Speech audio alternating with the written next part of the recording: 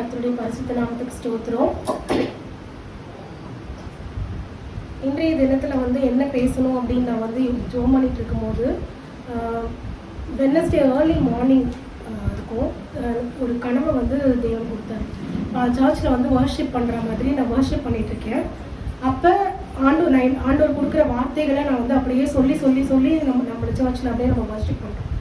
அந்த வார்த்தைகளை தான் நான் காலையில் எழுந்து உட்காந்து உடனேவே நான் அப்படியே பைபிள் எடுத்து உட்காந்து ஆண்டவர் சொந்த என்னென்ன வார்த்தைலாம் எனக்கு ஞாபகம் இருந்ததோ அது எல்லாத்தையுமே நான் அப்படியே எழுதி வச்சுட்டேன். அதுதான் நம்ம இன்னைக்கு பார்க்க போகிறோம். லாஸ்ட் வீக் வேறு நான் ஃபாதர்ஸ் டேக்காக வேறு நான் எடுத்திருந்தேன். பட் ஆனால் அது நம்ம இன்னொரு நாள் நம்ம அதை பார்ப்போம். இன்னைக்கு நம்ம ஆண்டவர் கொடுத்த அந்த வார்த்தையை நம்ம எடுத்துக்கலாமா? எபேசியர் 4 அதிகாரம் 1வது வசனம். எபேசியர் 4:1 வாசிக்கலாம். ஆதலால் கர்த்தர் நிமித்தம் கட்டுண்டவனாகிய நான் உங்களுக்கு சொல்லுகிற புத்தி என்னவெனில், நீங்கள் அழைக்கப்பட்ட அழைப்புக்கு பாத்திரவான்களாய் நடந்து. நீங்க பாத்தீங்கன்னா நம்ம எல்லாரையுமே தேவன் அழைச்சிருக்காரு. அதுல யாருக்குமே எந்த சந்தேகமும் இல்லைல்ல. நம்ம எல்லாரையும் தேவன் என்ன பண்ணியிருக்காரு? அவருக்காக நம்மளை அழைத்திருக்கிறார், நம்மளை தெரிந்து கொண்டிருக்கிறார். நம்ம எல்லாரும் ஆண்டவர் நம்மளை அழைச்சு ரட்சித்ததுனால தான் இன்னைக்கு நம்ம இங்கே சபையில் உட்காந்துருக்கோம்ல. அப்போ ஆண்டவர் நம்மளை அழைச்சிருக்காரு, அதில் எந்த சந்தேகமும் இல்லை. வேதம் சொல்லுது, நம்ம தாயின் கருவில் இருக்கும் போதே அவர் நம்மளை என்ன பண்ணாராம்? தெரிந்து கொண்டார், பேர் சொல்லி அழைத்தார்ல. இன்னொரு வசனம் சொல்லுது, உலக தோற்றத்துக்கு முன்பாக ஆண்டவர் நம்மளை என்ன பண்ணாராம்? நம்மளை கிறிஸ்துவுக்குள் நம்மளை தெரிந்து கொண்டார் அப்படின்னு நம்ம பார்க்கிறோம். இப்போ தேவன் நம்மளை தெரிந்து கொண்டார், நம்மளை அழைத்தார். நம்ம அதே மாதிரி நம்ம எதற்காக நம்மளை அழைத்தார் அப்படின்னு நம்ம பார்த்தோம்னா அது ஒரு பெரிய சப்ஜெக்டாக இருக்கும். இல்லை நிறைய நேரம் நம்ம அதை கூட நம்ம சர்ச்சில் நம்ம பார்த்துருக்கோம். தேவன் நம்மளை எதுக்காக அழைத்தார்? நம்ம 1 பேதுரு 2 அதிகாரம் 9ஆம் வசனம் நம்ம வாசிச்சோம்னா நம்மளை என்ன பண்ணுறாராம்? இருளில் இருந்து ஆச்சரியமான ஒளியின் இடத்திற்கு நம்மளை என்ன பண்ணுறாரு? அழைக்கிறார். எதற்காக அழைக்கிறார்? கிறிஸ்தவனுடைய புண்ணியங்களை அறிவிக்கும்படிக்கு நம்மளை என்ன பண்ணுறாரு? தேவன் நம்மளை தெரிந்து கொண்டார் அப்படின்னு நம்ம பார்க்குறோம். அதே மாதிரி பார்த்தீங்கன்னா உபாகமத்துல 7 அதிகாரம் 6ஆம் வசனம் நம்ம வாசிச்சோம் அப்படின்னா நம்மளை தேவன் அவருக்கு சொந்த ஜனமாக இருக்கும்படி நம்மளை என்ன பண்றாராம்? நம்மளை தெரிந்து கொண்டார் அப்படின்னு நம்ம வாசிக்கிறோம். அவருக்கு சொந்த ஜனமா தேவன் நம்மளை தெரிந்து கொண்டிருக்கிறார்.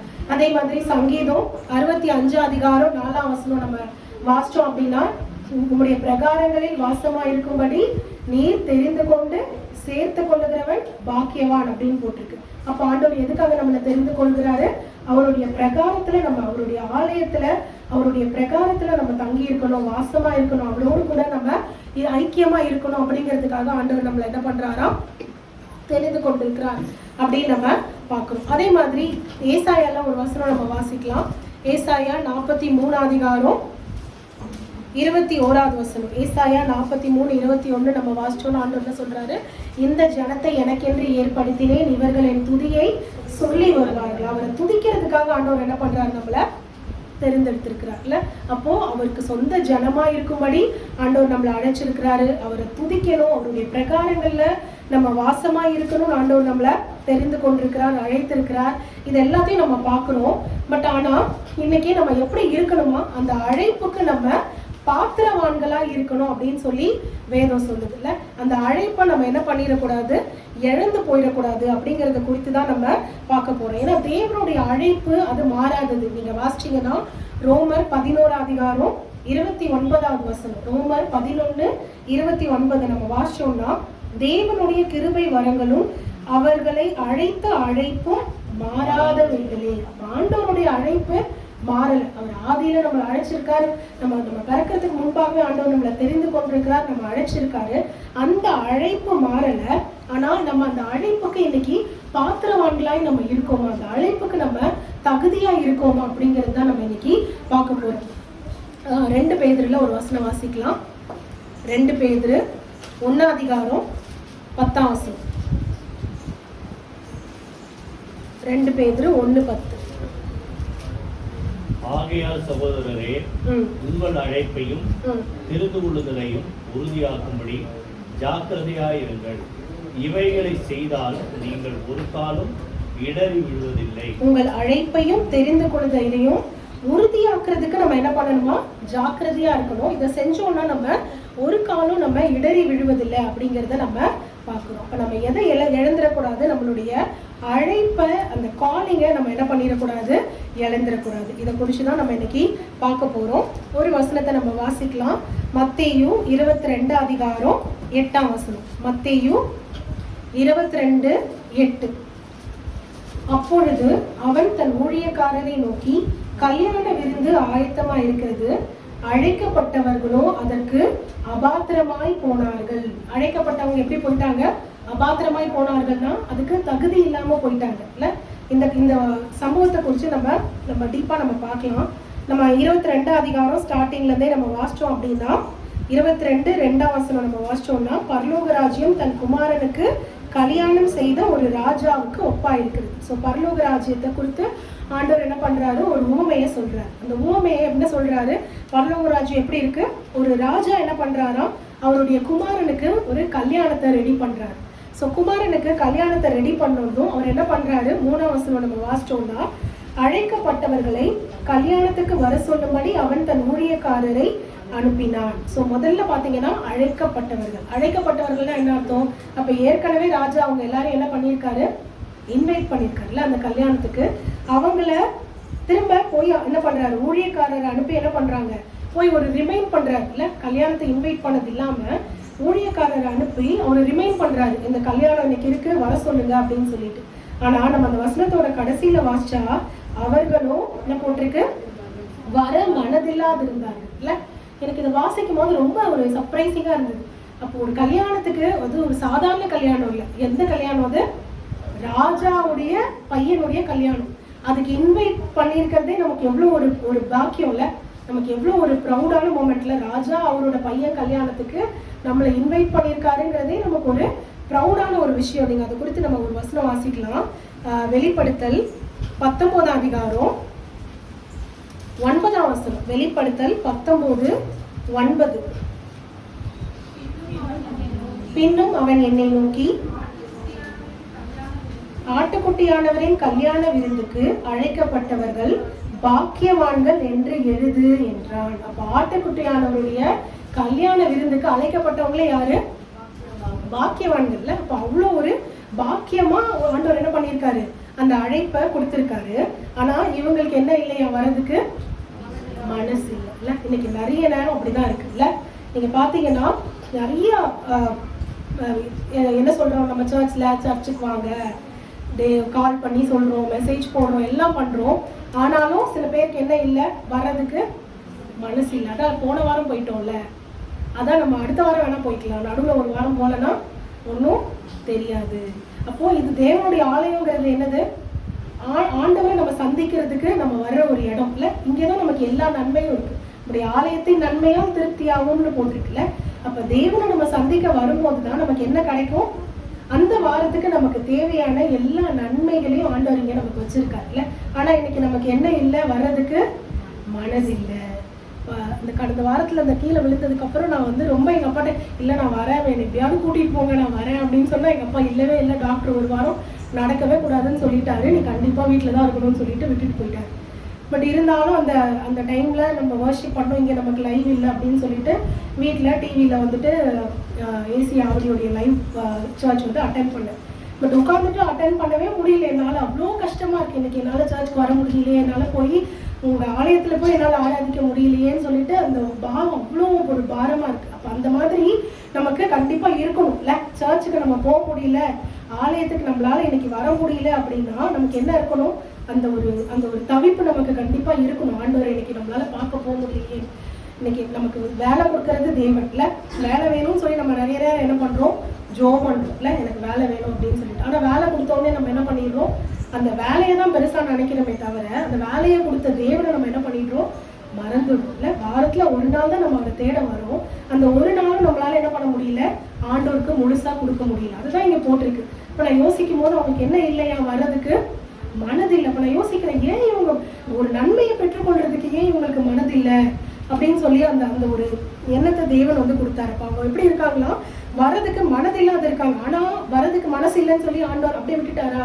இல்ல. அங்க பாத்தீங்கன்னா அந்த ராஜா என்ன பண்றாரா, 4ஆம் வசனத்துல, அப்பொழுது அவர் வேறு சில ஊழியக்காரரை அழைத்து, நீங்கள் போய் இதோ என் விருந்தை ஆயத்தம் பண்ணினேன், என் எருதுகளும் கொழுத்த ஜந்துக்களும் அடிக்கப்பட்டது, எல்லாம் ஆயத்தமா இருக்கிறது, கல்யாணத்துக்கு வாருங்கள்னு அழைக்கிறாங்க. ஏற்கனவே அழைச்சாரு, பட் இருந்தாலும் இப்ப என்ன பண்றாரு அவரு, சரி ஒருவேளை நம்ம மெனுவெல்லாம் சொன்னா அவங்க வருவாங்க போல, இவங்க என்னமோ நினைச்சிட்டு வராம இருக்காங்க. சில நேரம் நம்ம யோசிப்போம்ல, கல்யாணத்துக்கு போறதுக்கு முன்னாடி இந்த என்ன வெஜ் போடுவாங்களா இல்ல நான்வெஜ் போடுவாங்களா, சாம்பார் சாதமா இல்ல பிரியாணியா தெரியலையே, அதுக்கேற்ற மாதிரி நம்ம டிசைட் பண்ணிக்கலாம் போறதுக்கு. சாம்பார் சாதம்னா வீட்டிலே இருந்துடலாம் இல்ல, நிறைய நேரம் நம்ம அப்படி யோசிப்போம்ல. அவர் என்ன பண்றாராம், மெனுவை சொல்றாரு. என்ன மெனு சொல்றாரு, கொழுத்த ஜந்துக்கள்லாம் அடிக்கப்பட்டிருக்கு, எல்லாம் ரெடியா இருக்கு, எருதுகளும் கொழுத்த ஜந்துக்களும் அடிக்கப்பட்டு விருந்து ரெடியா இருக்கு, வாங்க அப்படின்னு சொல்றாரு. ஆனா மெனுவை கேட்டாலும் அவங்களுக்கு என்ன இல்லை, வர்றதுக்கு மனசு இல்லாம 5ஆம் வசனத்துல நம்ம வாசிச்சோம்னா, அழைக்கப்பட்டவர்கள் என்ன பண்ணிட்டாங்க, அதை அசட்டை பண்ணினார்கள்.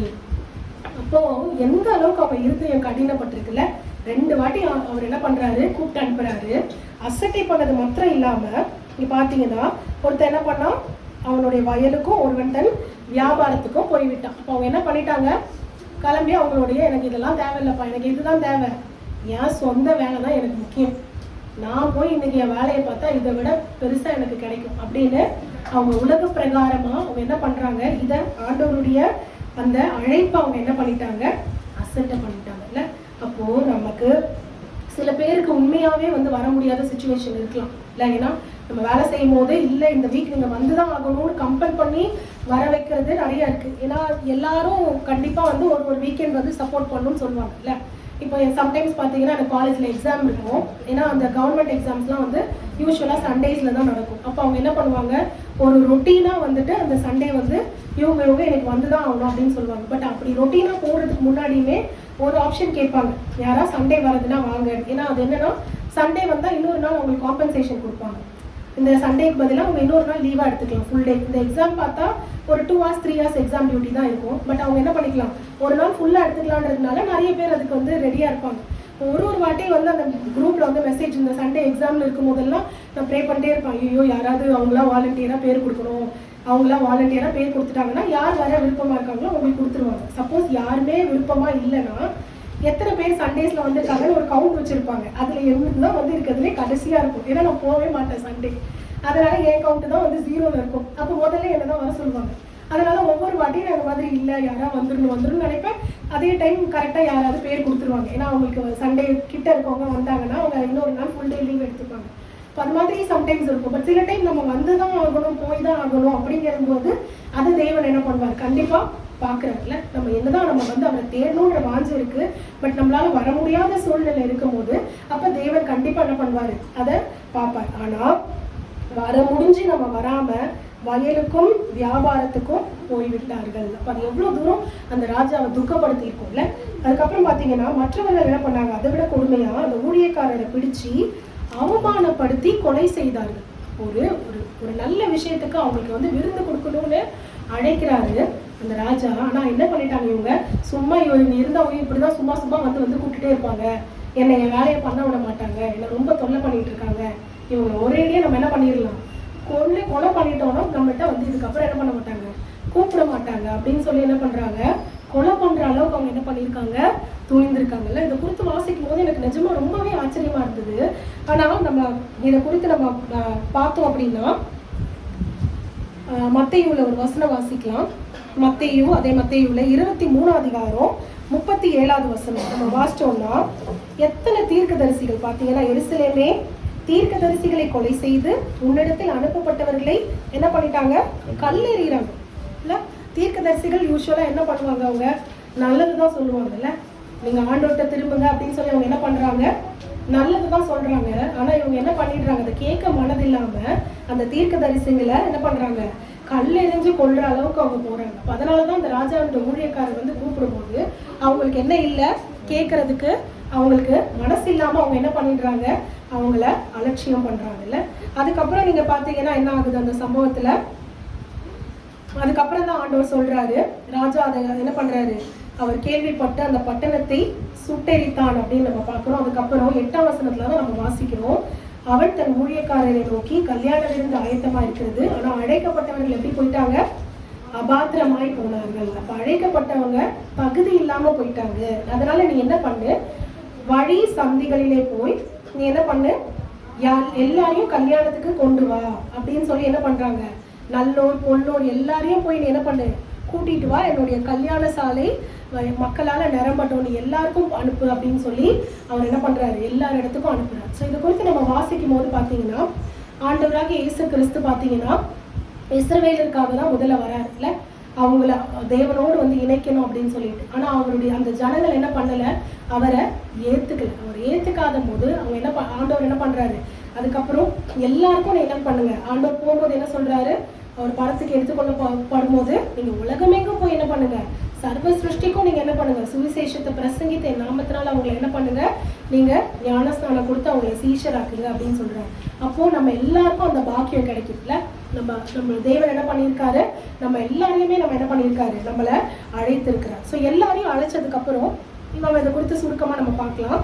எல்லாருமே என்ன பண்ணுறாங்க, அந்த அழைப்பை ஏற்றுக்கொண்டு அவங்க அந்த கல்யாணத்துக்கு போகிறத நம்ம பார்க்குறோம். அதில் ஒருத்தரை குறித்து நம்ம பார்க்க போகிறோம். நீங்கள் பார்த்தீங்கன்னா 11ஆம் வசனத்தில் கல்யாண வஸ்திரம் தரித்திராத ஒரு மனுஷன் அங்கே இருக்கான். கல்யாணத்துக்கு அழைக்கும் போதே அந்த ராஜா என்ன பண்ணுறாரு, கல்யாண வஸ்திரம் தரிக்கணும், அதுதான் என்னது, ஒரு ரூல், அதை ஃபாலோ பண்ணணும். அப்போ அந்த கல்யாண வஸ்திரம் தரிச்சிருந்தா தான் நீங்கள் என்ன பண்ண முடியும், அந்த கல்யாணத்துக்கு நீங்கள் போக முடியும். ஆனால் அங்கே ஒரு மனுஷன் என்ன பண்ணுறாரா, கல்யாண வஸ்திரம் தரித்திராமல் வராரு.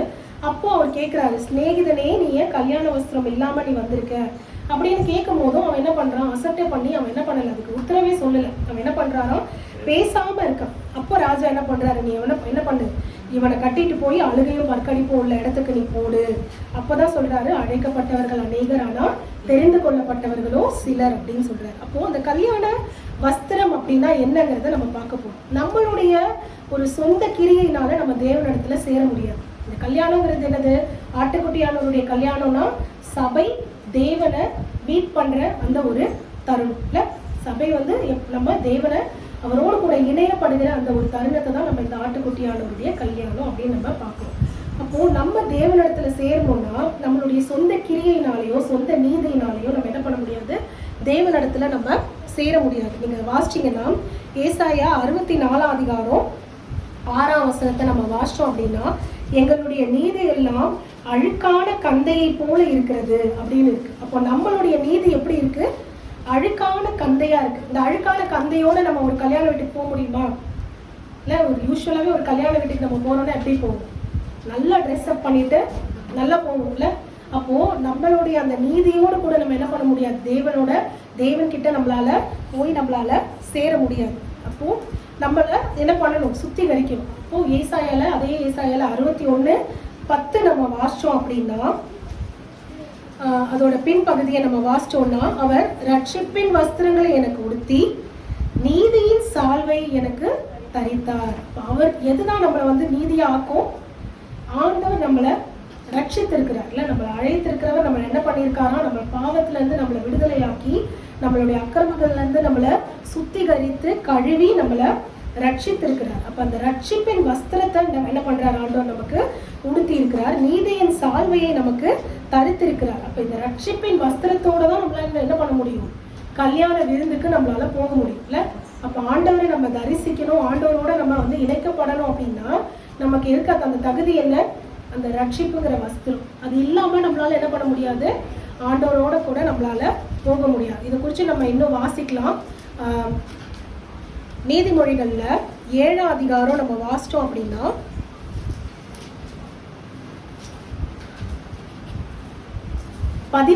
கடைசி பகுதியில நம்ம வாசிச்சோம்னா, இவர்கள் தங்கள் அங்கிகளை ஆட்டுக்குட்டியானவருடைய ரத்தத்திலே தோய்த்து வெளுத்தவர்கள். அப்போ நம்மளுடைய நீதி எப்படி இருக்கு, அழுக்கான கந்தையை போல இருக்கு நம்ம நீதியில. அப்போ ரட்சிப்பின் வஸ்திரத்தினால ஆண்டவர் நம்மளை என்ன பண்ணியிருக்காரு, நம்மளை விடுதலையாக்கியிருக்காரு, அதுல இருந்து சுத்திகரித்திருக்கிறார்.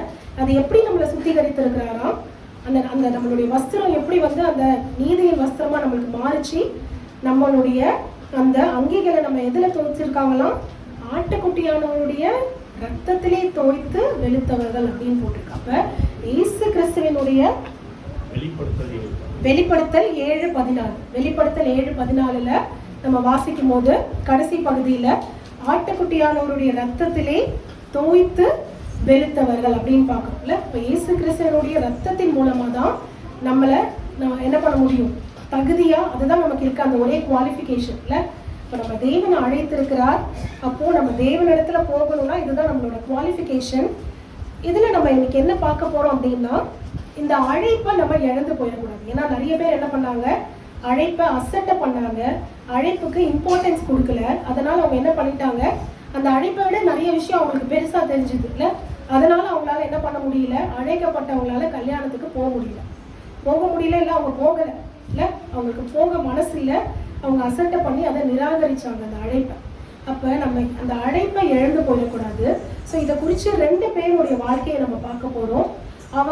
அவங்களும் அழைக்கப்பட்டவங்க தான், ஆனால் அந்த அழைப்பை அவங்க பெருசாக நினைக்காம எப்படி அந்த அழைப்பை இழந்து போனாங்க அப்படிங்கிறத குறித்து நம்ம சுருக்கமாக 2 பேர் நம்ம பார்க்கலாம். முதலாவது வாசிக்கலாம், 1 சாமுவேல்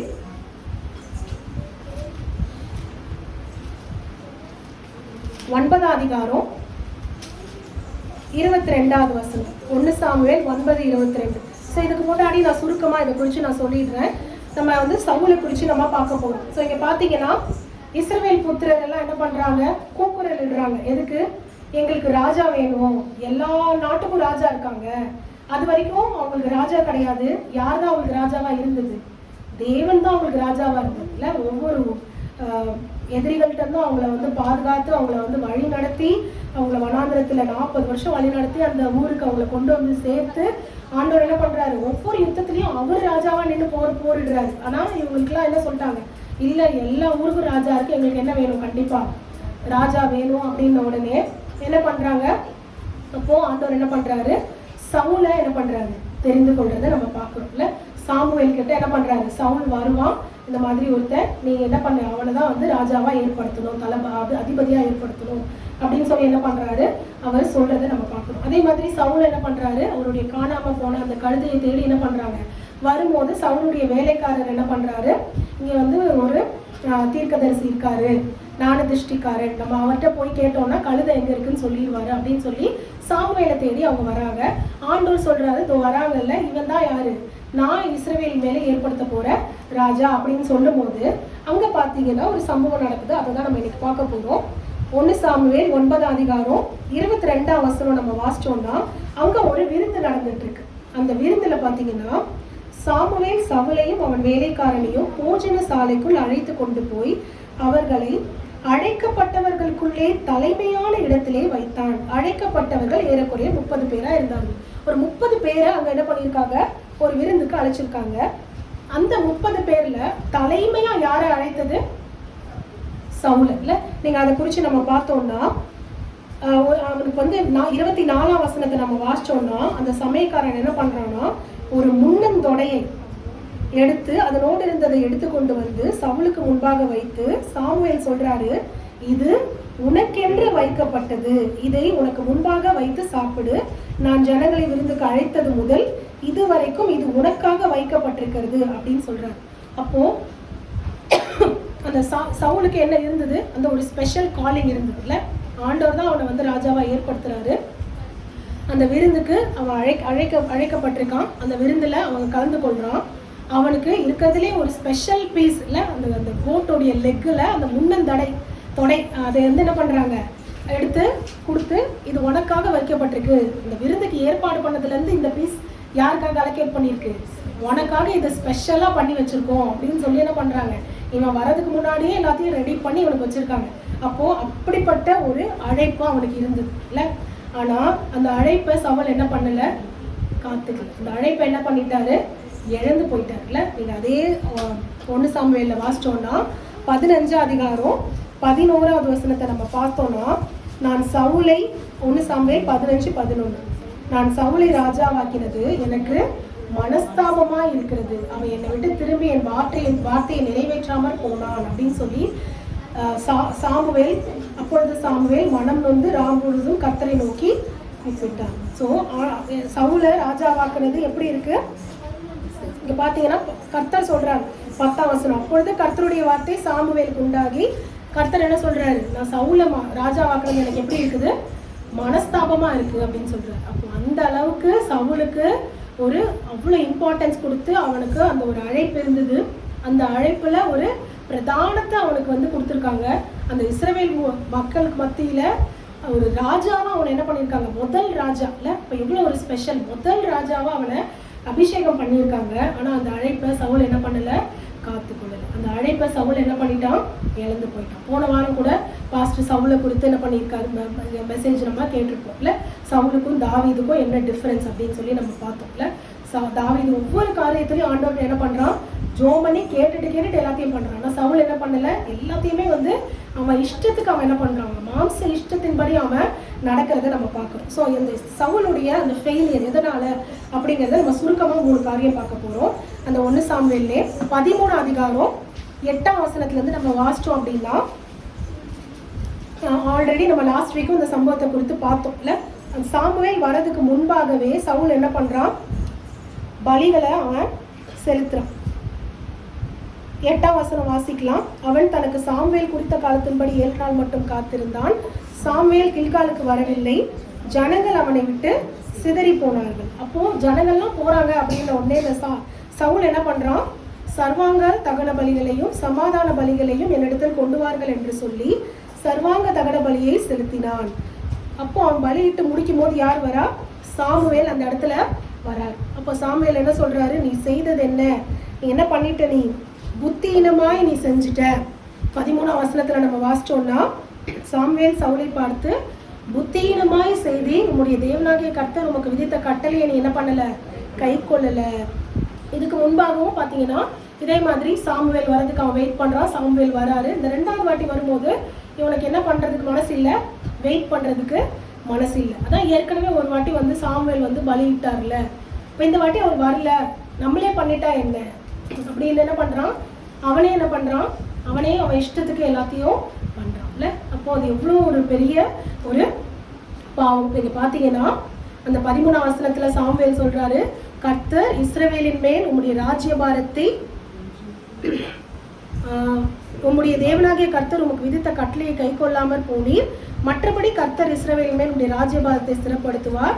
இப்பொழுது உம்முடைய ராஜ்யபாரம் நிலை நிற்காது. நீ பண்ண இந்த புத்தீனமான காரியத்தினால உன்னுடைய ராஜ்யபாரம் என்ன ஆகாது, நிலை நிற்காது. கர்த்தர் தம்முடைய இருதயத்துக்கு ஏற்ற ஒரு மனுஷன் என்ன பண்ணிட்டாரு, தேடி அவனை கர்த்தர் தம்முடைய ஜனங்களுக்கு தலைவனா இருக்க கட்டளையிட்டார். கர்த்தர் உமக்கு விதித்த கட்டளையே நீ என்ன பண்ணல, கை கொள்ளல. அப்போ முதல் காரியம் சவுலுக்கு இருந்தது என்ன, என்னால் எல்லாம் முடியும், நான் தான் ராஜா, நானே எல்லாம் முடிவு எடுத்துக்கிறேன் அப்படிங்கிற ஒரு அப்படிங்கிற ஒரு பெருமை இல்லை.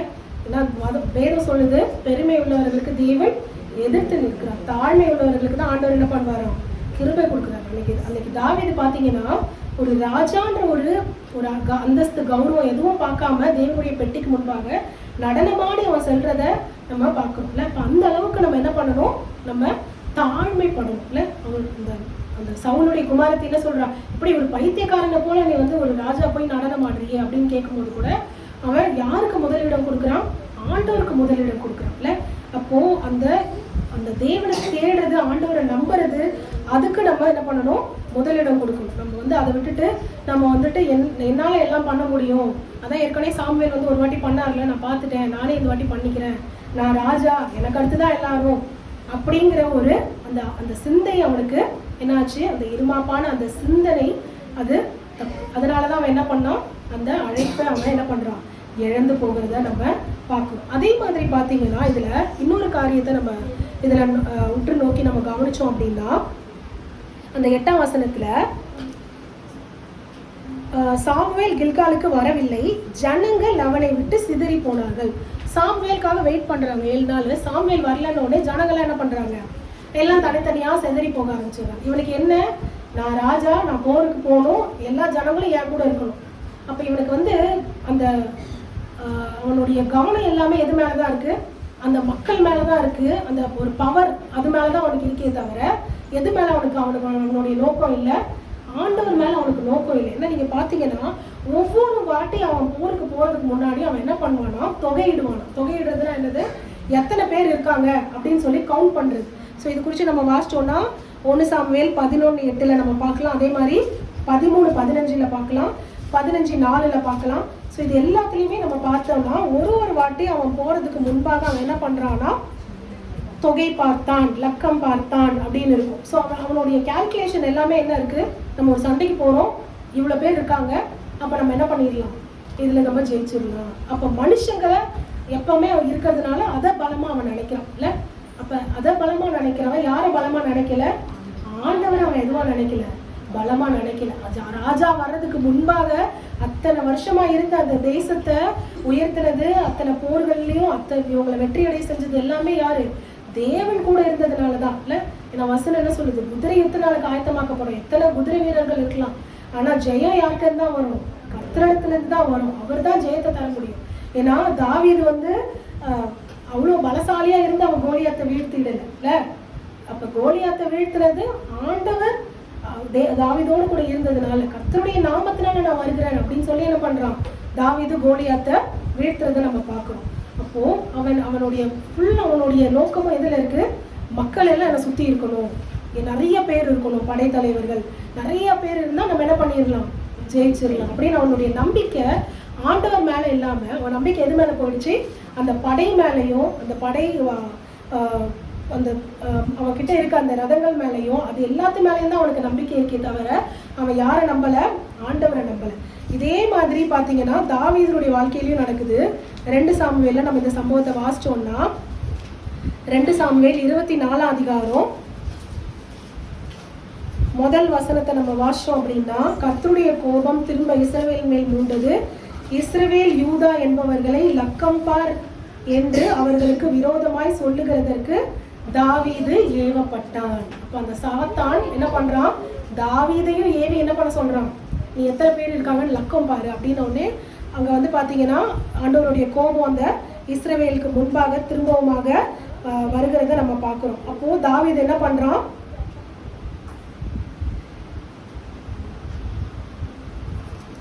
நீங்க பாத்தீங்கன்னா 12ஆம் வசனத்துல நம்ம வாசிக்கும் போது ஆண்டவர் என்ன பண்றார், தீர்க்கதரிசி அனுப்பி 3 காரியங்களை நான் உன்னிடத்துல வைக்கிறேன், எதை நீ தெரிந்து கொள்ள போற, நீ என்ன பண்ண போற, ஒண்ணு உனக்கு 7 வருஷம் பஞ்சம் வேணுமா, இல்லைன்னா 3 மாசம் சத்துருக்கள் என்ன பண்ணுவாங்க, சூழ இருப்பாங்க, அப்படி இல்லாட்டினா உனக்கு 3 நாள் கொள்ளை நோய் வேணுமா அப்படின்னு சொல்லி என்ன பண்றான் கேட்கும் போது அவன் என்ன பண்றாரு, நான் தேவனுடைய கையில விழுகிறதே எனக்கு பரவாயில்ல அப்படின்னு சொல்லி, ஏன்னா அவர் இரக்கமுள்ள தேவன் அப்படின்னு சொல்லி அவன் தெரிந்து கொள்றதை பார்க்குறோம். பட் தாவீதுடைய வாழ்க்கையிலுமே பார்த்தீங்கன்னா அந்த ஒரு தவறு அவன் செய்கிறத நம்ம பார்க்குறோம். அப்போ நம்மளுடைய நம்பிக்கை யார் மேல இருக்கணும், ஆண்டவர் மேல இருக்கணும். அப்போ நம்ம அழைக்கப்பட்டிருக்கோம்னா நம்ம ஆண்டவரை நம்ம முழுசா நம்பணும் முதல்ல. அதை விட்டுட்டு நம்மளுடைய திறமையினாலேயோ நம்மளுடைய தகுதியினாலேயோ நம்ம நம்பிக்கை வச்சோம் அப்படின்னா கண்டிப்பா அது எதுல தான் முடியும், ஃபெயிலியர்ல தான் முடியும் இல்லை. ஏன்னா இன்னைக்கு நம்ம நிறைய நேரம் நம்ம பேசுறது என்ன, ப்ராக்டிக்கலா நம்ம பேசலாம், பி ப்ராக்டிக்கல் அப்படின்னு நம்ம சொல்றோம். ஆனா நம்ம கிறிஸ்தவர்களா இருந்தோம் அப்படின்னா நம்ம எப்படி இருக்க கூடாது, ப்ராக்டிக்கலா நம்ம இருக்க முடியாது. ஏன்னா நம்மளுடைய தேவன் அது எல்லாத்துக்கும் அப்பாற்பட்டவர் இல்ல. அவர் வானத்தையும் பூமியையும் உண்டாக்கின தேவன், அவரால் முடியாத காரியம் ஏதாவது இருக்கா. அன்னைக்கு பிராக்டிக்கலா பார்த்தா சாராளுக்கு குழந்தை பிறந்திருக்குமா, பிறந்திருக்காது. ஏன்னா கர்ப்பம் செத்து போச்சு. பிராக்டிக்கலா டாக்டர் சொல்றபடி பிராக்டிக்கல் அப்படின்னா கண்டிப்பா சாராளுக்கு குழந்தை பிறந்திருக்காது. ஏன்னா அது பிராக்டிக்கல் இல்லை. ஆனா அவங்க அதையும் மீறி என்ன பண்ணாங்க, தேவனை விசுவாசிச்சாங்க. அது தேவன் என்ன பண்றாரு, நீதியா எண்ணினார் அப்படின்றத நம்ம வாசிக்கணும். அப்போ நமக்கு சாத்தியமே இல்லை அப்படின்னாலும் நம்ம நம்பிக்கை ஆண்டவர் மேலதான் இருக்கணும், வேற மற்ற காரியங்கள் மேல நம்ம நம்பிக்கை இருக்கக்கூடாது. இதுதான் நம்ம முதல் ஃபெயிலியரா பார்க்கிறோம். 2வது நம்ம பார்த்தோம் அப்படின்னா 1 சாமுவேல்லே 14 அதிகாரம் 24வது வசனம். 1 சாமுவேல் 14:24. இஸ்ரவேலர் அன்றைய தினம் மிகுந்த வருத்தம் அடைந்தார்கள். நான் என் சத்துருக்கள் கையிலே பழிவாங்க வேண்டும், சாயங்காலம் மட்டும் பொறுக்காமல் எவன் போஜனம் பண்ண செய்கிறானோ அவன் சபிக்கப்பட்டவன் என்று சவுல் ஜனங்களுக்கு ஆணையிட்டு சொல்லியிருந்தபடினால் ஜனங்களில் ஒருவரும் எவ்வளவேனும் போஜனம் பண்ணாதிருந்தார்கள். இங்க பாத்தீங்கன்னா இங்க என்ன பண்றான், அந்த யுத்தத்துக்கு போறதுக்கு முன்பாக இன்னைக்கே நான் அவங்க எல்லாரையும் பழி வாங்கி ஆகணும், அதனால யாரும் என்ன பண்ணக்கூடாது, சாப்பிடவே கூடாது சாயங்காலம் வரைக்கும் அப்படின்னு சொல்லி அவன் என்ன பண்றான், ஒரு கட்டளையே கொடுக்குறான் இல்ல. யாரும் சாப்பிடாம என்ன பண்ணணும், ஃபுல்லா நீங்க என்ன பண்ணணும், ஃபைட் பண்ணணும், நீங்க அந்த போர் பண்ணணும். அப்பதான் என்ன பண்ண முடியும், நம்ம போய் பழி வாங்க முடியும், அப்பதான் நம்ம ஜெயிக்க முடியும். ஸோ இதுவும் பாத்தீங்கன்னா அவனுடைய தாட் எல்லாமே எப்படிதான் இருக்கு, அந்த மாம்சீகமா அந்த மாம்சத்தின் மேல அவன் வைக்கிற நம்பிக்கை இல்ல, ஆண்டவர் மேல அவனுக்கு அந்த நம்பிக்கையே இல்லை சுத்தமா. இப்படி இவன் பண்ணதுனால என்ன ஆகுது, நான் சுருக்கமாக இதை குறித்து சொல்கிறேன். நீங்கள் பார்த்தீங்கன்னா அவனுடைய மகனாகிய யோனத்தான் பார்த்தீங்கன்னா இந்த இந்த இந்த கட்டளையை அவன் சொல்லும் போது அங்கே யோனத்தான் இருந்திருக்க மாட்டான். அப்போது யோனத்தான் போகும்போது என்ன பண்ணுறான், ஒரு காட்டு தேன் அங்கே இருக்குது, அதை எடுத்து அவன் என்ன பண்ணுறான், வாயில் போட்டு அவன் அதை ருசி பார்க்குறான். இப்போ மற்றவங்கலாம் சொல்கிறாங்க, ஐயோ உங்கள் அப்பா இந்த மாதிரி ஒரு கட்டளையை போட்டிருக்காரு, யாரும் சாப்பிடக்கூடாதுன்னு அப்படின்னோடனே யோனத்தான் அங்கே சொல்கிறத பார்க்குறோம். எதுக்காக அவர் இப்படி செஞ்சாரு?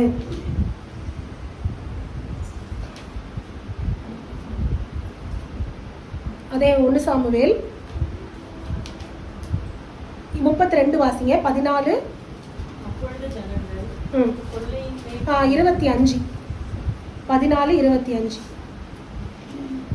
தேசத்து ஜனங்கள் எல்லாரும் ஒரு காட்டிலே வந்தார்கள்.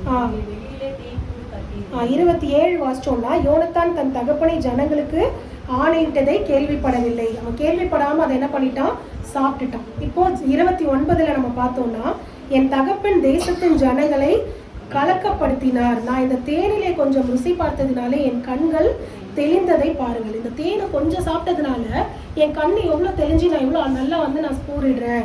ஆனால் என் தகப்பன் என்ன பண்ணிட்டான், தேவையில்லாமல் அவர் வந்து ஒரு கட்டளையை போட்டு அவர் என்ன பண்ணிட்டாரு, ஜனங்களை கலக்கப்படுத்திட்டாரு. ஸோ இன்றைய தினங்கள் ஜனங்கள் தங்கள் அகப்பட்டதை தங்கள் சத்துருக்களின் கொள்ளையிலே ஏதாவது புசித்திருந்தால் எவ்வளோ நல்லா இருக்கும் அப்படின்னு சொல்லி யோனத்தான் கேட்கறத நம்ம பார்க்குறோம். அது மாத்திரம் இல்லை, இந்த ஜனங்கள் அவ்வளோ பசியில் நார்மலாகவே வந்து சாப்பிடல, ஒரு நாள்னா கண்டிப்பாக எல்லாருக்குமே அந்த பசிக்கும்ல. ஆனால் இவங்க என்ன பண்ணுறாங்க, அதோடு கூட போரிடுறாங்க. அப்போ எந்த அளவுக்கு அவங்களுக்கு வந்து ஒரு எனர்ஜி தேவைப்படும்ல. ஆனால் அவங்க சாப்பிடாம ஃபுல்லாக போர் செஞ்சு அவங்க கடைசியில் என்ன பண்ணிட்டாங்களாம், 32ஆம் வசனத்தை நம்ம வாசிச்சோம்னா, அப்பொழுது ஜனங்கள் கொள்ளையின் மேல் பாய்ந்து ஆடுகளையும் மாடுகளையும் கன்றுக்குட்டிகளையும் பிடித்து தரையிலே போட்டு அடித்து ரத்தத்தோடு புசித்தார்கள். அப்படியே என்ன பண்றாங்க, அதை சாப்பிடுறாங்க, அந்த ஆடு மாடு ரத்தத்தோட. ஆனா வேதம் நமக்கு என்ன சொல்லுது, ரத்தத்தை நம்ம என்ன பண்ணக்கூடாது, புசிக்க கூடாது அப்படின்னு தேவன் என்ன பண்ணியிருக்காரு, கட்டளை கொடுத்துருக்காருல்ல. ஏன்னா அந்த ரத்தத்துல தான் உயிர் இருக்கு, அதனால ரத்தத்தை என்ன பண்ணக்கூடாது, புசிக்க கூடாது. ஆனா இவர் தேவையில்லாம இவர் போட்ட ஒரு அந்த கட்டளையினால, தேவையில்லாம இவர் வந்து ஒரு சபதம் போட்டதுனால என்ன ஆச்சு, அந்த மக்கள் எல்லாம் என்ன பண்றாங்க, அந்த ரத்தத்தை புசித்து அந்த பாவத்துக்குள்ளாக அவங்க போகிறத நம்ம பார்க்கணும்.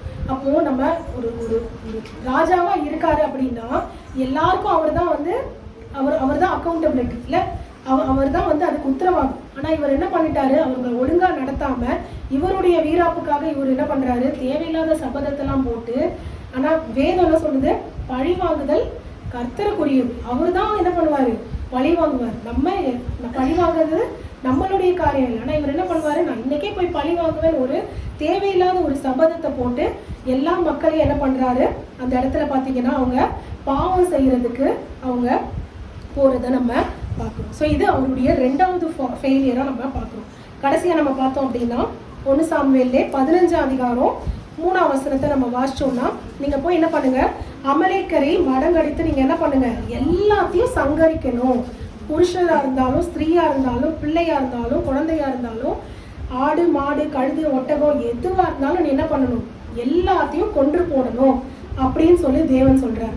ஆனா இவர் என்ன பண்றாரு, அதை கேட்காம இவர் என்ன பண்றாராம், அதுல நல்லதெல்லாம் இவர் என்ன பண்றாரு தப்ப விட்டுட்டு நல்லா இல்லாததெல்லாம் இவர் என்ன பண்றாரு, எல்லாத்தையும் இவர் என்ன பண்றாரு சங்கரிக்கிறத நம்ம பார்க்கணும். ஸோ இப்படி பண்றதுனால இவர் என்ன பண்ணல, ஆண்டவருடைய வார்த்தைக்கு இவர் என்ன பண்ணல, கீழ்ப்படியல. தேவனுடைய வார்த்தைக்கு இவர் கீழ்ப்படியாம போனதுனால இங்க பாத்தீங்கன்னா 9ஆம் வசனம் வாசிச்சோம்னா, சவுலும் ஜனங்களும் ஆடு மாடுகளில் முதல் தரமானவைகளையும் 2ஆம் தரமானவைகளையும் நலமான எல்லாவற்றையும் என்ன பண்றாங்க, அழித்து போட மனதில்லாமல்.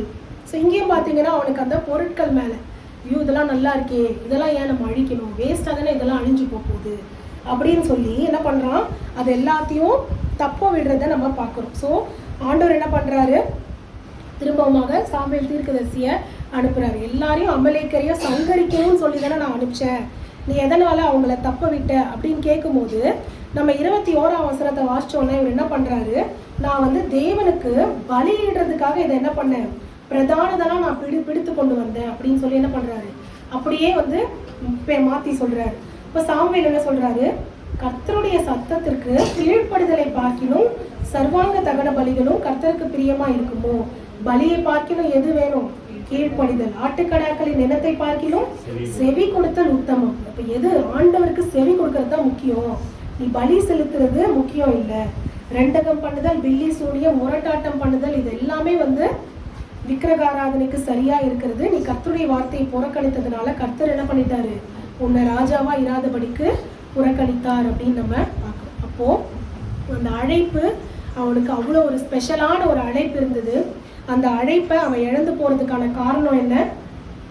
அவன் தேவனை நம்பல, மனுஷங்களை அவன் கூட இருந்ததை நம்புனா, ஆண்டவர் வார்த்தைக்கு கீழ்ப்படியில, அதே மாதிரி ஆண்டவருக்கு பிடிக்காம தேவையில்லாத காரியங்கள் எல்லாம் அவன் என்ன பண்றான், அவன் செய்யறான். அப்போ இதெல்லாம் இருந்ததுனால அவன் என்ன பண்றான், அந்த அழைப்பை அவன் இழந்து போறான். அதே மாதிரி ஒரு பிரச்சனைன்னு வரும்போது ஜனங்கள் தான் வந்து பலியிடுறதுக்காக இதெல்லாம் வைக்க சொன்னாங்க அப்படின்ற பழியை என்ன பண்றான், உடனே ஜனங்க மேல பழியை போட்டுறான். ஏன் நீ இதை கொல்லல அப்படின்னு சொல்லி சாமுவேல் கேட்கும்போது, ஒரு நல்ல ஒரு லீடர் தான் என்ன பண்ணணும், அவன் தான் கரெக்டாக எல்லாத்துக்கும் ரெஸ்பான்சிபிளாக இருக்கணும்ல. அதை விட்டுட்டு இவங்க தான் பண்ணாங்கன்னு நம்ம அடுத்தவங்களை பிளேம் பண்ணுறது கரெக்ட் இல்லைல்ல. ஏன்னா அங்கே ஆதியில் தான் நடந்ததில்ல. ஆதாம கூப்பிட்டு நீ ஏன் அதை சாப்பிட்டேன்னு கேட்டால் அவர் என்ன சொல்கிறாரு, ஏவாள் தான் கொடுத்தா, நீங்கள் கொடுத்த ஸ்திரீயானவள் தான் எனக்கு கொடுத்தா. அந்த ஸ்திரீயை கொடுத்து ஏன் நீ சாப்பிட்டேன்னு கேட்டதுக்கு அவன் என்ன சொல்கிறா, சர்ப்பம் என்ன வந்துருச்சு. அப்போ அவங்க பண்ண அந்த தப்புக்கு அவங்க யாருமே அதுக்கு அக்கௌண்டபிலிட்டி எடுத்துக்கிறதுக்கு அவங்க ரெடியாக இல்லை. இன்னைக்கு பாவம் நம்ம பண்ணாலும் வேதனை சொல்லுது, பாவங்களை மறைக்கிறவன் வாழ்வடைய மாட்டான், அவைகளை அறிக்கை செய்து விட்டு விடுகிறவன் தான் தேவனிடத்துல இரக்கத்தை பெறுவான். அப்போ நீங்கள் தப்பு பண்ணீங்கன்னா அதுலேருந்து நம்ம திருத்தி கொள்ள பார்க்கணுமே தவிர இது வந்து இதனால தான் இது நடந்துச்சு, அவங்களால தான் இது நடந்துச்சு, இவங்களால தான் நடந்துச்சு அப்படின்னு நம்ம வந்து மாற்றி நம்ம பிளேம் பண்ணுறதுனால நமக்கு எந்த ஒரு நன்மையும் நடக்க போகிறதில்ல. தேவனுடைய அழைப்பை நம்ம சவுளை போல என்ன பண்ணிடுவோம், இழந்து போயிடுவோம். அந்த இழக்காமல் இருக்கணும்னா இதெல்லாம் நம்ம சவுளுடைய வாழ்க்கையிலேருந்து நம்ம பார்க்கணும். இன்னொரு மனுஷனை குறித்து நம்ம சுருக்கமாக பார்த்துடலாம் 5 நிமிஷத்தில். மத்தேயு 26 அதிகாரம்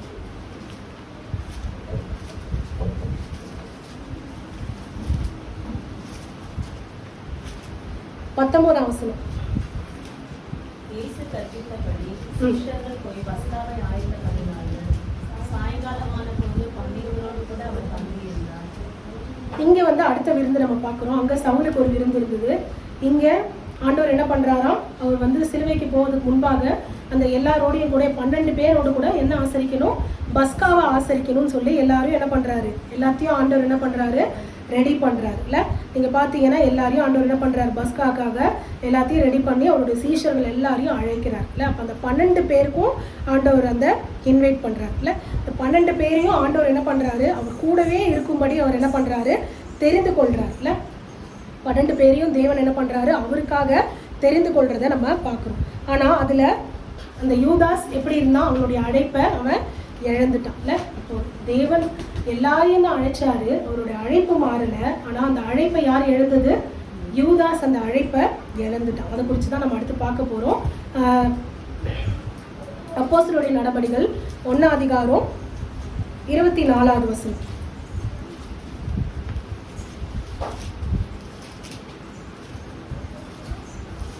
அப்போஸ்தலர் 1:24. எல்லாருடைய இருதயங்களை அறிந்திருக்கிற கர்த்தாவே, யூதாஸ் என்பவன் தனக்குரிய இடத்துக்கு போகும்படி இழந்து போன இந்த ஊழியத்திலும் இந்த அப்போஸ்தல பட்டத்திலும் கொண்டு வருவதற்காக இவ்விரண்டு பேரில் தேவனை தெரிந்து கொண்டவனை எங்களுக்கு காண்பித்தருளும் என்று ஜெபம் பண்ணி. யூதாசையும் ஆண்டவர் என்ன பண்ணாரு, அவரோடு கூட இருக்கிறதுக்கு தான் தெரிந்து கொண்டார். ஆனா அவன் என்ன பண்ணான், அந்த அழைப்பை அவன் இழந்துட்டான். அந்த அழைப்பை அவன் இழந்ததுனால இவங்க என்ன பண்றாங்க, 2 பேரை கூப்பிட்டு என்ன பண்றாங்க, சீட்டு போடுறாங்க. அந்த சீட்டு யார் பேர்ல விழுது, மத்தியாவின் பேர்ல அந்த சீட்டு விழுது. அந்த யூதாஸ் இழந்த இடத்த யார் வந்து பெற்றுக்கொள்றா, அந்த மத்தியா என்ன பண்றாரு, யூதாஸுடைய அந்த இழந்த இடத்த பெற்றுக்கொள்றாரு. அந்த யூதாஸ் பார்த்தீங்கன்னா அந்த ஆண்டவருடைய அந்த ஊழியம் 3 வருஷம் ஃபுல்லா ஆண்டவரோடு கூட டிராவல் பண்ணியிருக்கான்ல. கண்ணார எல்லா அற்புதங்களையும் அவன் பார்த்துருக்கான், ஆண்டவர் சொல்ற எல்லா வார்த்தைகளையுமே அவன் கேட்டிருக்கான், எல்லா இடத்துலையும் அவன் இருந்திருக்கான் கூட. ஆனா அவன் என்ன பண்ணல, அந்த அழைப்பை அவன் இழந்துட்டான். அப்ப அந்த அழைப்பை அவன் இழக்கிறதுக்கான அந்த காரணம் என்ன அப்படிங்கிறத தான் நம்ம இன்னைக்கு பார்க்க போறோம். நம்ம இதை குறித்து நம்ம வாசிக்கலாம். மத்தேயு 26 அதிகாரம் 22 வசனம். மத்தேயு 26:22.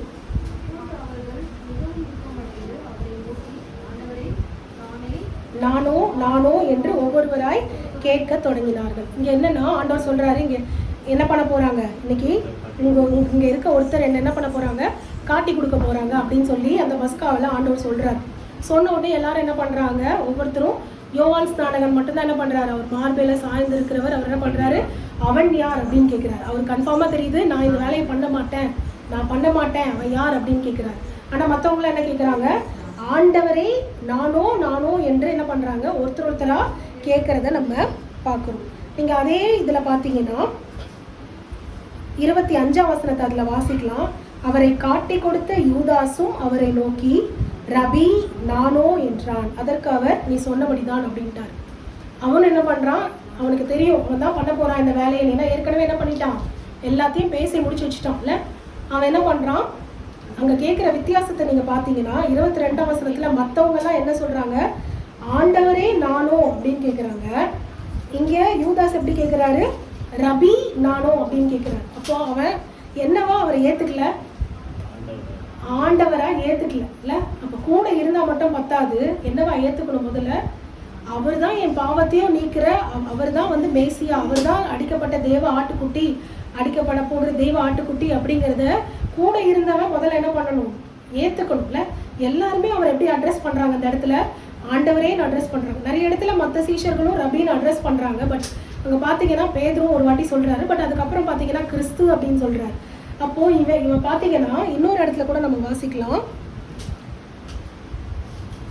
அதே இதுல 47ஆம் வசனம், அதே அதிகாரத்துல 47ஆம் வசனம், அவரை பிடிக்க வரும்போது பாத்தீங்கன்னா இப்படி பேசுகையில் 12 ஒருவனாகிய யூதாஸ் வந்தான். அவனோடு கூட பிரதான ஆசாரியரும் ஜனத்தின் 49 வாசிச்சோம்னா, உடனே அவன் இயேசுவினிடத்தில் வந்து ரபி வாழ்க என்று சொல்லி அவன் என்ன பண்ணானா, முத்தம் செய்தான். ரபினா டீச்சர்.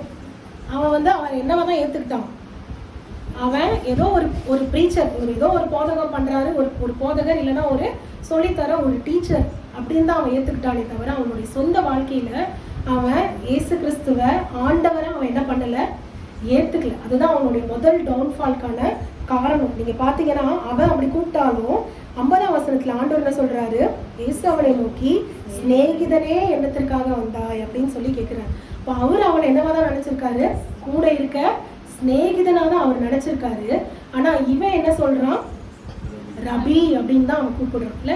அப்போ அவனுடைய சொந்த வாழ்க்கையில அவன் ஆண்டவரை அவன் என்ன பண்ணல, அவனுடைய ரட்சகரா அவன் என்ன பண்ணல, அக்செப்ட் பண்ணல. அதனாலதான் அவனுக்குள்ள இவ்வளோ ஒரு அவனை காட்டி கொடுக்கணும் அப்படிங்கிற ஒரு எண்ணம் வந்து மற்ற எல்லா பரிசெயர்களுக்கு மற்ற எல்லாருக்கும் இருந்தது.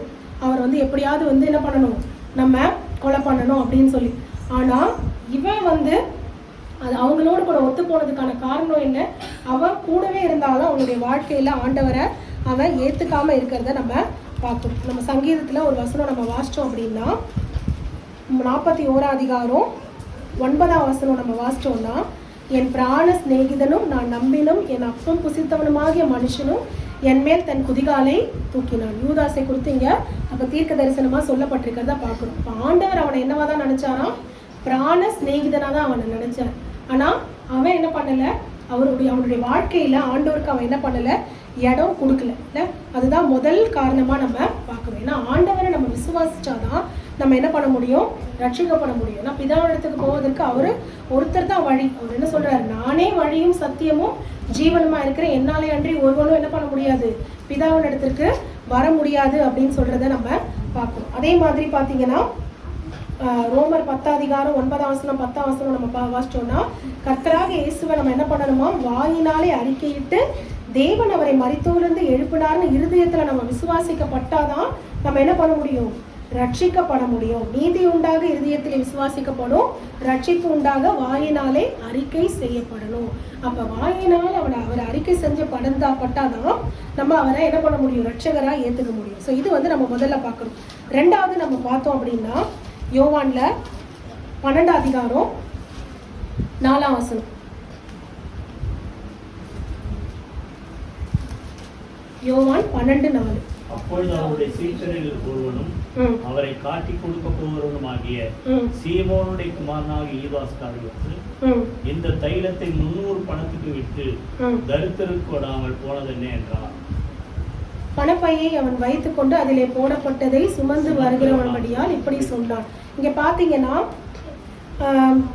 மரியாள் என்ன பண்றாங்க, அவங்க அந்த விருந்துல ஆண்டவருக்கு என்ன பண்ணுறாங்க, அந்த களங்கமில்லாத நலதம் அப்படிங்கிற தைலத்தை என்ன பண்ணுறாங்க, உடைச்சி அவருடைய பாதத்தில் என்ன பண்ணுறாங்க, அதை பூசி தலைமயிரினால் அவங்க பாதத்தை என்ன பண்ணுறாங்க, துடைக்கிறாங்க. இதை பார்த்துக்கிட்டே இருக்கிற இந்த யூதாஸ் என்ன பண்ணுறாரு, இதை வந்து நம்ம என்ன பண்ணியிருக்கலாம், 300 அவர் கால்குலேட் பண்ணுறாரு, எவ்வளோக்கு விற்றா இது எவ்வளோக்கு போகும், இப்படி வேஸ்ட் பண்ணுறாங்களே, இது 300 பணத்துக்கு இதை விற்று நம்ம என்ன பண்ணியிருக்கலாம், தரித்திரருக்கு கொடுத்துருக்கலாமே அப்படின்னு நினைக்கிறாரு. ஆனால் தரித்திரருக்கு கொடுக்கறது அவருடைய நோக்கம் இல்லை, இவ்வளோ காஸ்ட்லியாக இருக்கே இது. அப்போ அது மேலேயே தான் அவருக்கு கண் இருக்குல்ல. ஏன்னா பார்த்தீங்கன்னா எப்போவுமே யார் தான் அந்த ஊழியத்தில் பணப்பையை வச்சுட்டு இருக்கதான், யூதாஸ் தான் எப்போவுமே என்ன பண்ணுறாரு. நீங்கள் அதில் கொடுத்து வாசிச்சிங்கன்னா பணப்பையை அதே 12ஆம் வசனத்திலே நம்ம வாசிச்சோம்னா 12 அதிகாரம் 6ஆம் வசனம், அவன் திருடனானபடினாலும் பணப்பையை வைத்துக்கொண்டு அதிலே போடப்பட்டதை சுமக்கிறவனானபடியாலும் இப்படி சொன்னான். அப்போ எப்பயுமே அவனுடைய கவனம் முழுக்க அவன் எதில் தான் இருக்குது, அந்த பணத்தின் மேலே தான் இருக்குது. ஏன்னா இந்த பஸ்காவை ஆசரிக்கும் போது கூட எல்லாரும் கேட்குறாங்க, அவன் யார் அவன் யார் காட்டி கொடுப்பான்னு கேட்கும் போது ஆண்டவர் சொல்கிறார், இந்த துணிக்கையை நான் பிட்டு யார்கிட்ட கொடுக்குறனோ அவன் தான் அப்படின்னு சொல்லி என்ன பண்ணுறாரு, யூதாஸ் கிட்ட கொடுக்கறத நம்ம பார்க்குறோம். அப்போ அவர் என்ன சொல்கிறாரு, நீ செய்கிறதை சீக்கிரமாய் செய் அப்படின்னு சொல்கிறாரு. உடனே என்ன பண்ணுறான், அந்த பணப்பையை எடுத்துகிட்டு போகிறான். அப்போ கூட எல்லாரும் வந்து இது யூதாஸ் தான் சொல்லி என்ன பண்ணலை, அவங்களுக்கு தெரியாது அவர் என்ன சொல்கிறாருன்னு அவங்க அறியாமல் இருக்காங்க. அப்போ எல்லாரும் நினைக்கிறாங்க, ஓ அவன் தான் பணப்பையை வச்சிருக்கிறதுனால ஒரு வேளை யாராவது தரித்திரருக்கு ஏதாவது கொடுக்கறதுக்காக அவனை அனுப்புறாரு போல, அதனால தான் அவன் சீக்கிரம் போகிறான் போல அப்படின்னு தான் எல்லாரும் நினைக்கிறாங்க. ஸோ எப்போவுமே அந்த பணத்தோடையே அவன் என்ன பண்ணுறான், அவன் இருக்கிறதுனால அவனுடைய கவனம் முழுக்க அது மேலே தான் இருக்குது. அதை விட வெளியேற பெற்ற தேவன் அங்கே இருக்காரு, அவனுடைய பார்வை அது மேலே போகுது. இப்போ மரியாளுக்கு எதுதான் வெளியேற பெற்றது, அந்த 300 பணம் பெறக்கூடிய அந்த நலதம் என்ற அந்த தைலம் அவளுக்கு ஸ்பெஷலாக தெரியல. அவளுக்கு எதுதான் ஸ்பெஷலாக தெரியுது, ஆண்டவருடைய பாதம் தான் அவளுக்கு அதை விட ஸ்பெஷலாக தெரியுது. ஆண்டவருடைய பாதம் அதை விட ஸ்பெஷலாக தெரிஞ்சதுனால தான் அவ்வளோ காஸ்ட்லியான அந்த தைலத்தை அவருடைய பாதத்தில் ஊற்றுறாங்க. ஆனால் கூடவே இருக்க யூதாஸ்க்கு எதுதான் ஸ்பெஷலாக தெரியுது, ஆண்டவரை விட அந்த தைலம் தான் அவளுக்கு பெருசாக தெரியுது இல்லை. அப்போது அந்த டிஃப்ரென்ஸ், ஏன்னா வேதம் சொல்லுது 1 தீமோத்தேயு 6ஆம் அதிகாரம் 10ஆம் வசனம், பண ஆசை எல்லா தீமைக்கும் நேரா இருக்கிறது அப்படின்னு சொல்லி நம்ம பார்க்கணும். அந்த பண ஆசை இருந்தால் நம்மளால என்ன பண்ண முடியாது, எதையுமே நம்மளால என்ன பண்ண முடியாது, ஆண்டவரை நம்ம நேசிக்க முடியாது. அதே மாதிரி பார்த்தீங்கன்னா பிரசங்கி 5ஆம் அதிகாரம் 10ஆம் வசனம் சொல்லுது, பணப்பிரியன் பணத்தினால திருப்தி ஆவதில்லை, செல்வ பிரியன் அவனுடைய செல்வ பெருக்கினால அவன் என்ன பண்றது இல்லை, அவனாலையும் திருப்தி ஆக முடியாது. இது எல்லாமே மாயை அப்படின்னு போட்டிருக்கு. ஸோ இது எல்லாமே வந்து என்னது, ஒரு மாயை தான். ஏன்னா வேதம் சொல்றது, போதும் என்கிற மனதிலுடனே கூடிய தெய்வ பக்தியே மிகுந்த ஆதாயம். அப்போ அந்த சாட்டிஸ்ஃபேக்ஷன், அந்த போதுங்கிற மனசு, இது ஆண்டவர் தான் நமக்கு தர முடியும். அப்போ அந்த பணமோ மற்ற காரியங்களோ நம்மளை என்ன பண்ண முடியாது, திருப்திப்படுத்தவே முடியாது. நீங்கள் மத்தேயுல கூட 6ஆம் அதிகாரம் 24ஆம் வசனத்தில் நம்ம வாசிக்கும் போது ஆண்டவர் என்ன சொல்றார், 2 எஜமான்களுக்கு உங்களால் ஊழியம் செய்ய முடியாது. ஒருவனை பகைச்சு ஒருவனை ஸ்நேகிப்பான், ஒருவனை அசட்டை பண்ணுவான், ஒருத்தரை கனம் பண்ணுவான். உலக பொருளுக்கும் ஆண்டவருக்கும் உங்களால் என்ன பண்ண முடியாது, ஊழியம் செய்ய முடியாது அப்படின்னு சொல்லியிருக்காரு. அப்போது இது நம்ம அந்த யூதாஸனுடைய அந்த அவனுடைய ஃபெயிலியருக்கான ரீசன் என்ன, அவன் பணத்தை தான் பெருசாக பார்க்குறான். கடைசியாக நம்ம பார்த்து முடிச்சிடலாம். யோவான் 13ஆம் அதிகாரம் 5ஆம் வசனம், 13:5 நம்ம வாசிட்டோம்னா அவர் என்ன பண்ணுறாரு, ஒரு பாத்திரத்தில் தண்ணீர் எடுத்து சீஷருடைய கால்களை எல்லாம் என்ன பண்ணுறாரு, அவர் கழுவி ஒரு சீலையினால் துடைக்கவும் தொடங்கினார். அப்போது அங்கே யாரும் தான் இருந்திருக்கா, யூதாசும் தான் அங்கே இருக்காருல்ல. நீங்கள் பார்த்தீங்கன்னா அவர் யூதாசுடைய கால்களையும் ஆண்டவர் என்ன பண்ணுறாரு, கழுவுறாரு இல்லை. அப்போ அவனுடைய கால்களையும் ஆண்டவர் கழுவுறாரு. ஆண்டவர் என்ன சொல்கிறாரு 10ஆம் வசனத்தில், ஏசாவை நோக்கி, முழுகினவன் தன் கால்களை மாத்திரம் கழுவ வேண்டியதாக இருக்கும். பேதுரு கேட்குறாரு, அப்போனா நீங்கள் என்ன ஃபஸ்ட்டு பேதுரு நீங்கள் இதை பண்ணலாமா அப்படின்னு கேட்குறாரு. இல்லை நான் இதை பண்ணி தான் ஆகணும் அப்படின்னு சொல்லும்போது பேதுரு என்ன சொல்கிறாரு, அப்போ நீங்கள் என்னை ஃபுல்லாக நீங்கள் கழுவுங்க அப்படின்னும் போது ஆண்டவர் சொல்கிறாரு, அவன் சுத்தமாக இருக்கிறான் அப்படின்னு சொல்கிறாரு. ஆகிலும் எல்லாரும் சுத்தமாக இருக்கிறவங்க இல்லை அப்படின்னு சொல்லி அவங்க சொல்கிறாரு. அவர் யாரை குறித்து அப்படி சொல்கிறாரு, 11ஆம் வசனத்தில், தம்மை காட்டி கொடுக்கிறவனை அவர் அறிந்தபடியினாலே நீங்கள் எல்லாரும் சுத்தமானவர்கள் அல்ல என்றார். ஸோ இதுக்கு என்ன அப்படின்னு பார்த்தீங்கன்னா, அவனுடைய கால்களை ஆண்டவர் கழுவி இருக்கார். அப்போ கூட அவனுக்கு என்ன வரல, ஆண்டவர் மேலே ஒரு அந்த ஐயோ நம்ம பண்ணுறோமே, தப்பு பண்ணுறோமே, இவரை போய் நம்ம காட்டி கொடுக்குறோமேன்ற ஒரு குற்ற உணர்ச்சி வரல. அப்போ என்னதான் கழுவப்பட்டாலும் அவன் என்ன பண்ணப்படலை, சுத்திகரிக்கப்படலை. அப்போ கழுவுறது வேற, சுத்திகரிக்கிறது வேற இல்லை. அதுதான் வாஷ்ட் பட் நாட் கிளீன்டு. அவனை வாஷ் பண்ணியிருக்காங்க, ஆனால் அவன் சுத்திகரிக்கப்படலை. இன்னைக்கு நம்ம நார்மலாக நம்ம கழுவுறது வேற. நீங்கள் இப்போ யூஸ்வலாகவே ஒரு பால் குக்கரை கழுவுறோன்னா நம்ம என்ன பண்ணுவோம், நல்லா என்ன பண்ணுவீங்க, அதை சுத்திகரித்து நல்லா திரும்ப திரும்ப அதை கழுவி என்ன பண்ணுவீங்க, அதை சுத்தமாக வச்சுக்கோங்க. இல்லை மற்ற பாத்திரத்தை நம்ம கழுவுறதை காட்டிலும் விசேஷமாக நம்ம அதை சுத்திகரிப்போம். அப்போ கழுவுறது வேற, சுத்திகரிக்கிறது வேற. அவன் இருதயம் என்ன பண்ணப்படலை, சுத்திகரிக்கப்படலை. அப்போ இருதயத்தில் அந்த பாவம் இருக்குதுன்னா நம்ம அதை என்ன பண்ணணும், சுத்திகரிக்கப்படணும். அது நம்ம சுத்திகரிக்கப்படாமல் நம்ம தேவன் என்ன பண்ண முடியாது, நம்ம தரிசிக்க முடியாது. ஏன்னா வசனம் சொல்லுது, பரிசுத்தம் உள்ளவர்கள் தான் பாக்கியவான்கள், அவர்கள் தேவனை தரிசிப்பார்கள் அப்படின்னு சொல்லுது. அதே மாதிரி சங்கீதம் 51 அதிகாரம் 2ஆம் வசனத்தை நம்ம வாசிச்சோம்னா அந்த சங்கீதக்காரர் என்ன சொல்றாரு, என் அக்கிரமம் நீங்க என்னை என்ன பண்ணுங்க, கழுவி என் பாவமறை என்னை சுத்திகரிங்க. என் அக்கிரமம் நீங்க என்ன பண்ணுங்க, என்னை கழுவி சுத்திகரிங்க அப்படின்னு சொல்லிட்டு 7ஆம் வசனத்துல சொல்றாரு, என்னை என்ன பண்ணுங்க, ஈசோப்பினால என்னை சுத்திகரிங்க, அப்பொழுது நான் சுத்தமாவேன். என்னை கழுவுனீங்கன்னா நீங்க, நான் உறைந்த மழையிலும் நான் என்ன பண்ணுவேன், சுத்தமாவேன் அப்படின்னு சொல்றேன். ஆனால் இது எல்லாத்தையும் நம்மளை சுத்திகரிக்கிறது எதுதான், இயேசு கிறிஸ்துவினுடைய ரத்தம். இல்லை, அவருடைய ரத்தம் தான் நம்மளை சகல பாவங்களையும் நீக்கி நம்மை சுத்திகரிக்கும் அப்படின்னு போட்டிருக்கு. ஒரே ஒரு வசனத்தை மட்டும் நம்ம வாசிச்சுட்டு நம்ம முடிக்கலாம். எசேக்கியல் 16ஆம் அதிகாரத்தில் நம்ம வாசிச்சோம் அப்படின்னா 4ஆம் வசனம். எசேக்கியல், உன் பிறப்பின் வர்த்தமானம் என்னவென்றால், பிறந்த நாளிலே தொப்புள் கொடி அறுக்கவும் இல்லை, சுத்தமாவதற்கு தண்ணீரினால் குளிப்பாட்டப்படவில்லை, உப்பால் சுத்திகரிக்கப்படவில்லை, துணிகளில் சுற்றப்படவில்லை, உனக்கு சகாயம் பண்றதுக்கும் என்ன பண்ணலையா, உன்னை பரிதபித்து உன் மேல இரக்கமா இருக்கிறதுக்கு யாருமே இல்லை, நீ வெளியில நீ அருவருக்கப்பட்டதினால் வெளியில் எரிந்து விடப்பட்டாய். அப்ப அந்த மாதிரி ஒரு மோசமான நம்ம அந்த பாவத்துல நம்ம இருக்க ஒரு நிலைமையை தான் நம்ம வந்து இங்க ஆண்டவர் இங்க சொல்றாரு. அப்பேற்பட்ட இடத்துல நம்ம எப்படி இருந்தோமா, கடந்து போகும்போது மிதிக்கப்படுகிறதற்கு ஏதுவாய் நம்ம ரத்தத்துல கிடக்கிறோம். நம்ம பாவத்துல மிதிக்கப்படுற நிலைமையில நம்ம இருக்கும்போது ஆண்டவர் நம்மளை பார்த்து என்ன பண்றாராம், பிழைத்திருன்னு சொல்லி நம்மளை என்ன பண்றாராம், நம்மளை கழுவி அவர் என்ன பண்றாரு, நம்மளை சுத்திகரிக்கிறத நம்ம பார்க்கிறோம். 9ஆம் வசனத்துல நம்ம வாசிச்சோம்னா, நான் உன்னை ஜலத்தினால் முழுக்காட்டி உன்னை ரத்தமர ஸ்நானம் பண்ணுவித்து உனக்கு எண்ணெய் பூசி நம்மளை ஆண்டவர் நம்மளை சுத்திகரிக்கிறத பார்க்கிறோம். அப்போ நம்ம என்ன பண்ணணும், இருதயத்துல சுத்திகரிக்கப்படணும். அப்போ முதல்ல பார்த்தீங்கன்னா அவன் ஆண்டவரை அவனுடைய ரட்சகரா ஆண்டவரை அவன் ஏத்துக்கல.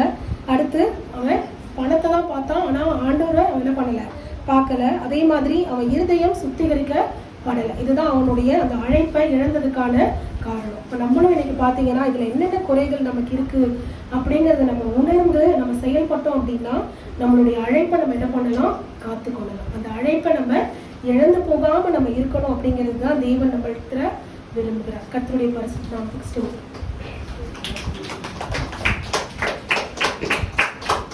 ஸ்தோத்திரங்களும் அக்கரங்களை வைத்து கர்த்தரை துதிப்ப எல்லாரும் எழுந்து கர்த்தரை ஸ்தோத்திரங்களும் நன்றி செலுத்துவோம். ஹல்லேலூயா, ஹல்லேலூயா. அழைப்புக்கு பாத்திரராய் நடந்து கொள்ளுங்கள். 2 மனிதனுடைய வாழ்க்கை நம்ம பார்த்தோம். சவுல் ஹல்லேலூயா அழைப்புக்கு பாத்திரராய் தெரிந்து கொள்ளப்பட்டா இருந்தாலும் அவன் நடந்து கொள்ள இழந்தான். சவுலை கர்த்தர் தள்ளி ராஜாவாக அருமையான தாவீதை கர்த்தர் தெரிந்து கொண்டார். காரணம், அவன் சுயமா அந்த மாம்சத்துல வெளிப்பட்டான். 2வது பெருமை, 3வது கீழ்ப்படியான். இதெல்லாம் நம்ம சவுல்கிட்ட பார்த்து நம்ம எச்சரிக்கையா. 2வது மனுஷன் புதிய ஏற்பாடுல யூதாஸ் காரியத், அவன் பார்த்தா அதுவும் அவனும் பண ஆசை. 2வது நல்ல ஒரு வார்த்தை நம்ம பார்த்தோம், அவன் ஆண்டவரேன்னு சொல்லல, என்னன்னு கூப்பிடுறான், ரபி அப்படின்னா அர்த்தம். அவன் எப்பவுமே ஒரு டீச்சரா போதகரா தான் பார்த்தானே தவிர இவர் தான் ரட்சகர், இவர் தான் என் ஆண்டவர்னு சொல்லி அந்த அவருக்கு தன்னை ஒப்பு கொடுக்கல. அதனால்தான் அவன் விலகே இருந்து தனியாவே திட்டம் போட்டு கடைசியில காட்டி கொடுத்தான். ஹல்லேலூயா, கர்த்தரை ஸ்தோத்திரம் பண்ணுவோமா. அப்படிப்பட்ட காரியங்களுக்கு நம்ம எச்சரிக்கையா இருப்போம், விலகி இருப்போம். எப்போது அழைப்புக்கு நாம் பாத்திரராய் இருந்தால் அவருடைய ராஜ்யத்திலே கர்த்தர் நம்மை கொண்டு போய் சேர்ப்பார். கரங்களை வைத்து கர்த்தரை ஸ்தோத்திரம் பண்ணுவோமா. நன்றி செலுத்துறோம் கர்த்தாவே, மக்கள் நாங்கள் நன்றி செலுத்துறோம்ப்பா. கர்த்தர் ஒவ்வொருவரையும் அழைத்திருக்கிறேன். ஒவ்வொருவருக்கும் ஆண்டவரை தனிப்பட்ட விதத்துல ஒரு கர்த்தாவை அழைப்பை கர்த்தர் கொடுத்திருக்கிறேன். அந்த அழைப்பை நாங்கள் அறிந்து கொண்டு அதற்கு பாத்திரராய் நாங்கள் வாழ, அந்த அழைப்புக்கு கீழ்ப்படிந்து ஆண்டவரை அதை நாங்கள் நிறைவேற்ற கர்த்தர் எங்களுக்கு அனுக்கிரகம் செய்வீராக. ஒருபோது உலகமோ பொருளாசைகளோ கர்த்தாவை உலகத்தின் அசுத்தங்களோ பாவங்களோ வழிவிலக செய்யாதபடி ஆண்டவரை தொடர்ந்து பின்பற்றி உடைய ராஜ்யத்திலே பங்கடைவதற்கு ஒவ்வொருவரையும் கர்த்தர் தகுதிப்படுத்துவீராக. இயேசு கிறிஸ்துவின் ஜீவனுள்ள ஜெயமுள்ள நாமத்தில் ஜெபிக்கிறோம் நல்ல பிதாவே, ஆமென் ஆமென். நம்முடைய கர்த்தராகிய இயேசு கிறிஸ்துவின் கிருபை, பிதாவாகிய தேவனுடைய அன்பும் பரிசுத்த ஆவியானவருடைய அன்யோன்ய ஐக்கியம் நம் அனைவரோடு சகல பரிசுத்த அனைவரோடும் ஆண்டவராகிய இயேசு கிறிஸ்து வருகமற்று இருப்பதாக. ஆமென். என் ஆத்துமாவே கர்த்தரை ஸ்தோத்திரி, என் முழு நேரமுடைய பரிசுத்த நாமத்தை ஸ்தோத்திரி. என் ஆத்துமாவே கர்த்தரை ஸ்தோத்திரி, அவர் செய்த சகல உபகாரங்களை மறவாதே. ஆமென் ஆமென். God bless you.